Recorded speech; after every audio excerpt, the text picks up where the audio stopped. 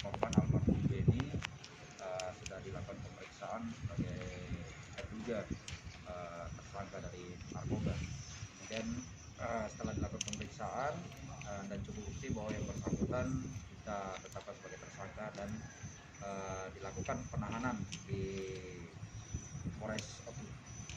Pak, pemicu korban dilakukan dikeroyok ini oleh sesama tahanan ini kenapa nih Pak? Ini masih dalam pengembangan. Informasi yang kita dapatkan dari hasil penyidikan bahwa ada dendam lama yang dipicu oleh sesama tersangka yang bermula salah satu atau dua, kemudian dikembangkan.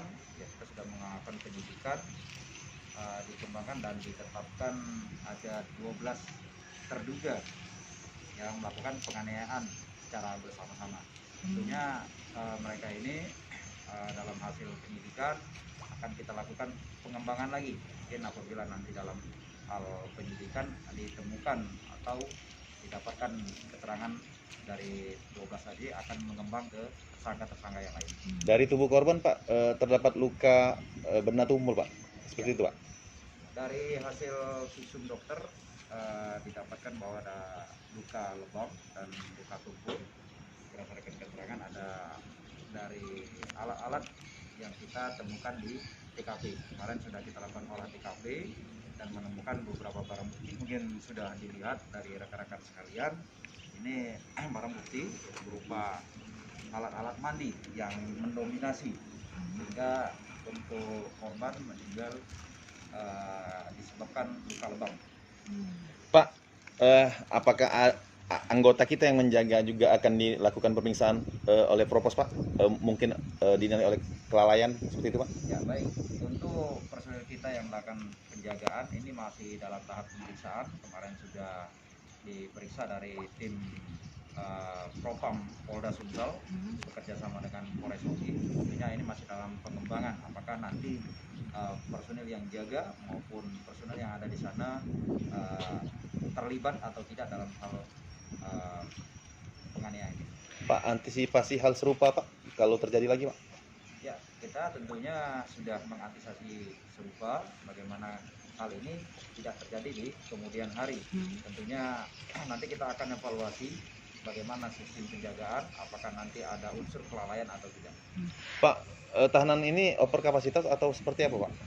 Untuk kita di masa pandemi COVID ini sudah over kapasitas ya, karena ada beberapa tahanan yang harus kita limpahkan ke kejaksaan atau tahap 2, namun masih dititipkan ke kita, sehingga dalam satu lapas itu dalam satu sel yang siopnya dihuni 10 orang bisa menjadi 30 sampai 40 orang.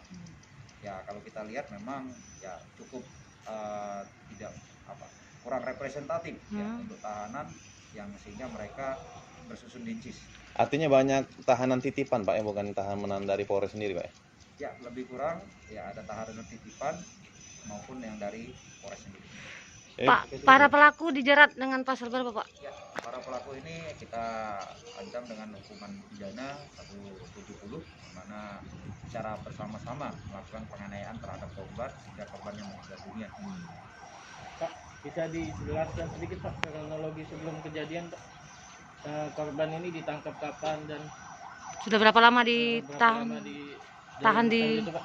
Ya, untuk korban sudah dilakukan penangkapan dari pihak Polsek Tulung Selatan, kemudian dilakukan pengembangan sehingga berkoordinasi dengan Polres dalam hal 3 kali 24 jam kita melakukan penahanan sehingga sudah layak yang bersangkutan sudah dilakukan penetapan sebagai tersangka, sehingga pada malam itu kita langsung melakukan penahanan terhadap tersangka. Dan Pak, ya. kejadiannya di subuhnya ya Pak? subuh Pak ya kejadian Pak? Begitu ditangkap? Kejadian itu dimulai dari Rabu malam Kamis. Ya. Dalam hal penyidikan ini kita masih mengembangkan. Artinya para tersangka ini akan menjalani tahanan dengan pasal berbeda Pak, karena mereka sebelumnya terdahulu melakukan tindak pidana dengan pasal yang lain Pak? Ya, betul. Jadi dengan kejadian ini tentunya mereka akan menerima resiko dan sanksinya, sehingga mereka dikenakan 2 pasal yang berbeda, yaitu pasal tahanan yang pertama, kemudian yang kedua. Bungkus yang kedua.